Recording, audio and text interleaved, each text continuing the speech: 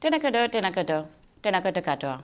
Welcome to Kōrero with Vaishali, where everyone comes to love, laugh, live the moment and inspires all to live our lives in its authentic way, being the best version of ourselves.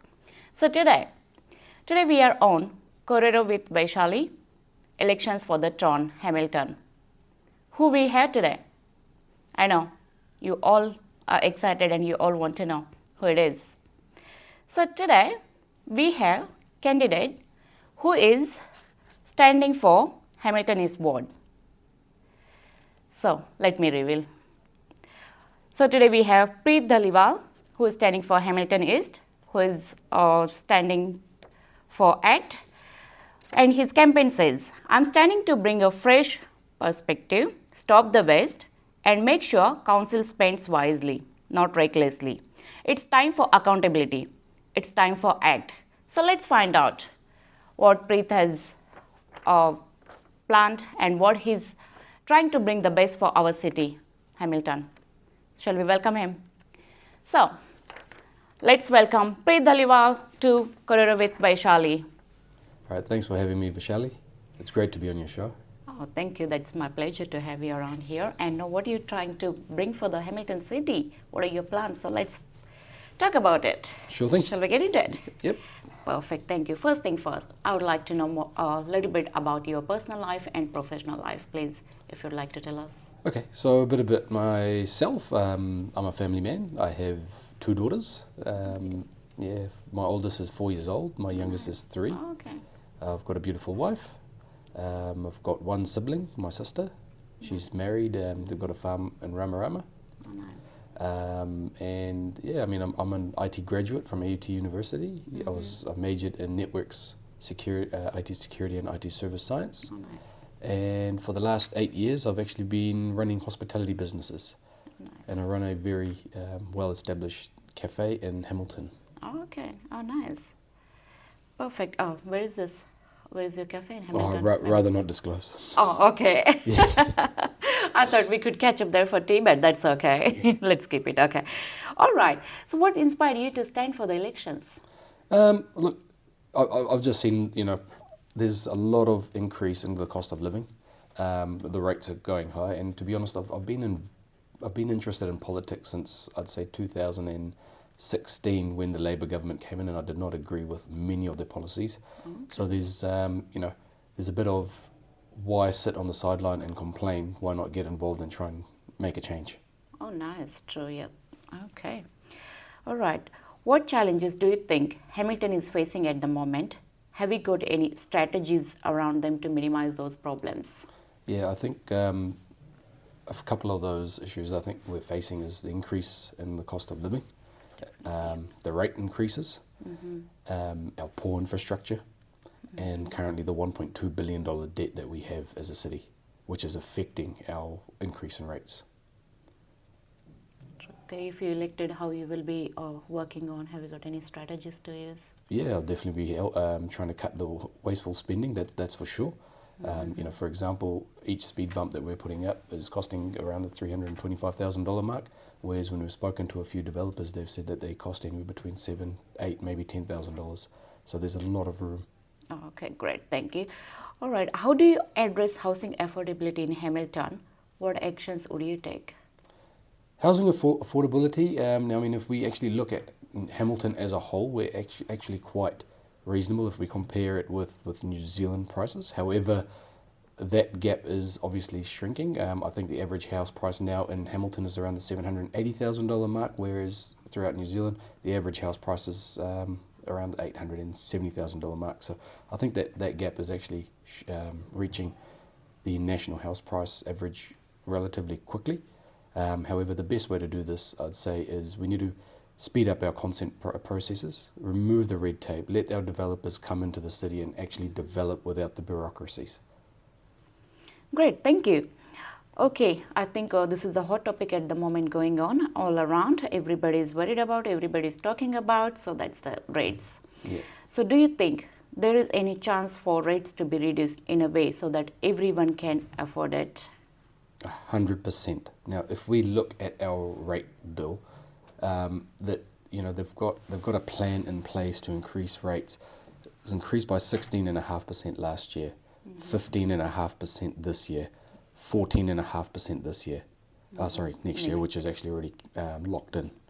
Now, if we have a look at me running a business, and if I said I sell a big breakfast for you for $20, and then I'm going to increase it by 16.5% next year, 15.5% the following year, 14.5% the year after that, where do you think that's going to leave my business? That's going to shut me down. No customer's going to come in.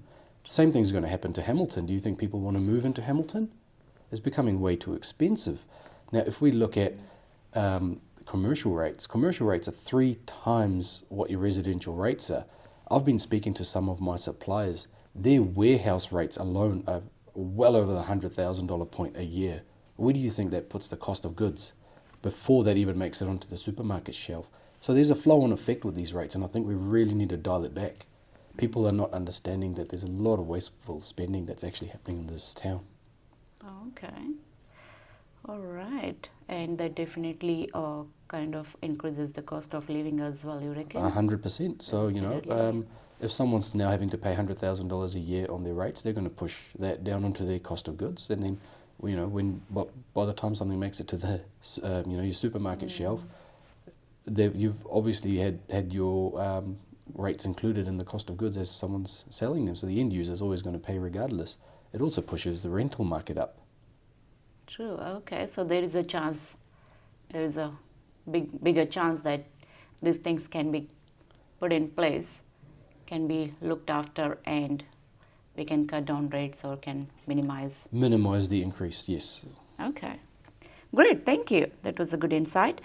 What initiatives will you introduce to promote environmental sustainability in Hamilton? Look, sustainability I think is important. We should recycle. However, we shouldn't be trying to bring in new things that's going to be an increased cost for the ratepayer. However, things that I would definitely be focused on is wastewater. Let's manage our wastewater properly. Let's make sure our parks are clean, and that in overall helps us, helps the ratepayer, and also is beneficial for the environment. Great, thank you. Do you think the existing public transportation is efficient, or do we need to make major changes so that we are ready for the future, as Hamilton is the fastest growing city in the country? When was the last time you saw a bus that was actually full, Vaishali? That's a tricky one. Sorry, but I think... Right. I think we need to actually plan our bus routes a bit more better. Balloon shows, sorry. I was trying to recall it. Balloon shows. I think that's the timing. Yeah. Fulls, I think, always full. Yeah. But then throughout the rest of the day? I think I haven't noticed as such to recall. So I believe we really need to figure out our most, high user routes and figure out the best way to actually get people using public transport. I'm for public transport, but I just don't think it's reliable, and I don't think it's hitting the core targeted areas. Okay. What do you think? What are the reasons? Is it too expensive, or is it not practical? Or it's not practical, and again, I think price is definitely one of them. Now, if you were to drive your own car, say you went to the CBD and you had to park your own car, and if there's 2 of you going, rather than paying a bus fare, you rather just take the car, because at least you've got flexibility that way. True. Okay. Thank you. Thanks for the insight. What measures will you take to reduce homelessness and provide the support in need? I think currently we've got organisations in place. They're actually already committed to helping homelessness. I don't believe we should duplicate the services. I think the best way to do this would be to assist and to help these organisations that are already in place and see what we can do to assist them further. Great, thank you. All right. Again, related to slightly homelessness, how will you support mental health services and addiction recovery programs in the city? I think that's more of a central government role. However, again, I would say there are organisations and charities in place that are already doing this. And again, I'd say we need to look at how we can best help them and help the medical professionals that are also already involved in this. Great, thank you. And how would you support local small businesses to grow? Do you have any plans as you're yourself businessman? Yeah. Maybe. Look, the CBD is struggling, no doubt. Hamilton City Centre is just struggling. The main thing is for hospitality and retail businesses is foot traffic and car park. You take away these two things and you've killed a business. All right. We can all talk about supporting businesses, but if you can't get the basics right, you won't be supporting these businesses. Now, the businesses are the backbone. Small businesses are the backbone of Hamilton. The more they prosper, the better they do, the better employment opportunities we have. And I've heard time and time again from many Hamiltonians that there's not enough jobs. There's not enough jobs for their teenage kids to find. And the reason being is normally the first jobs of any child is in hospitality or retail. However, we're actually closing a lot of these businesses down, and the only ones left are the shopping malls because of free parking. Okay. Yes, I heard the other day, just yesterday, I think I was one of the gatherings, and someone said they had advertising one of the jobs. I think it was related to Kōrero or something like that. And they had, you will not believe this number, 600 applications for that one vacancy. Yeah. 600. Yeah. That's It's probably shocking, after right? years of actually pushing our businesses into a corner that they can no longer employ the number of people that they used to employ. Wow. Now, great. Thank you. Thanks for that great insight. All right. Now we come to the rapid round kind of questions. What are the top 3 things Hamilton needs right now? I think infrastructure.